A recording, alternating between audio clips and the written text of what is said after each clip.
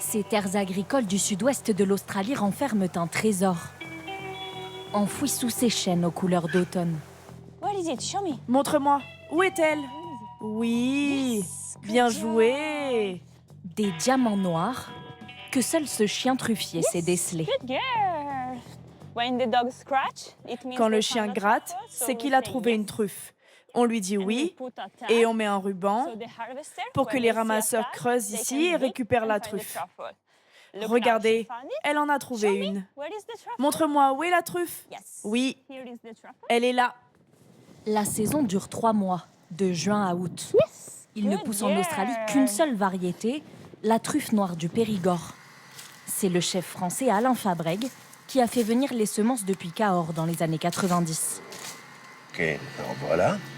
La récolte est prometteuse, Oh, qu'elle est belle. mais la culture de la truffe est encore très récente dans le pays. Alors voilà une belle truffe. Notre première truffe a été en 2003. Ça fait que donc 20 ans qu'on fait de la truffe. La France, on fait de la truffe depuis toujours, hein. Depuis l'homme de Cro-Magnon et avant. Pourtant, l'Australie compte déjà parmi les plus gros pays producteurs. Une vingtaine de tonnes par année, dont 80% proviennent de ces truffières.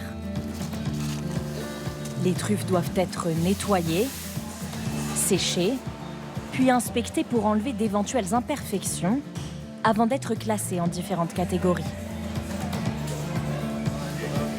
Wally Edwards est le propriétaire des truffières et avec Alain Fabrègue, l'un des pionniers de la production de truffes en Australie. Nos clients veulent la truffe parfaite, ronde, avec une belle couleur et des veines bien dessinées. La meilleure qualité sera vendue près de 900 € le kilo.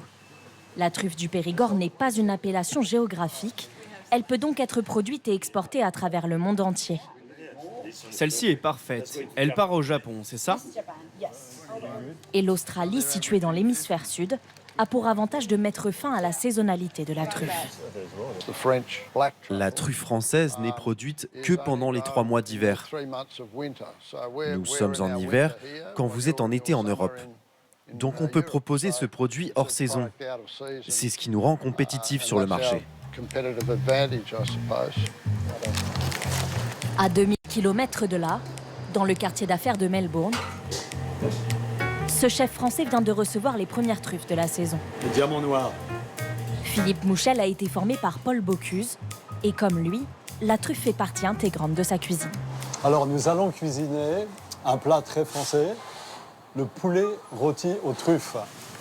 Il faut découper les truffes en fines tranches et les placer sous la peau du poulet. Ce qu'il faut, c'est bien soulever la peau sans essayer de la casser. Donc la quantité, c'est comme vous voulez, hein. Plus il y en a, meilleur c'est. Ça dépend aussi de votre budget. C'est bon, c'est prêt? Le poulet est ensuite rôti à la broche pendant 45 minutes. On voit bien les truffes là. C'est appétissant. On en mangerait. Le parfum de la truffe a infusé dans la chair du poulet. Mais comme il n'y en a jamais trop, Et on met encore plus de truffes dessus, fraîches, comme ça. Ça sent dans toute la salle. et en salle justement, ce couple d'Australiens est comblé. Ce n'est pas trop fort du tout. C'est un parfum très subtil et boisé. Ça fait longtemps qu'on voulait tester ce plat. On attendait la bonne saison. Et comme la saison ne dure pas, le chef en profite pour décliner la truffe australienne sous toutes ses formes, y compris en dessert dans cette crème brûlée. Vous voyez, même avec un peu de sucre, ça n'a pas d'importance. C'est très bon. C'est très bon la truffe. À croire que quand on aime, on ne compte pas.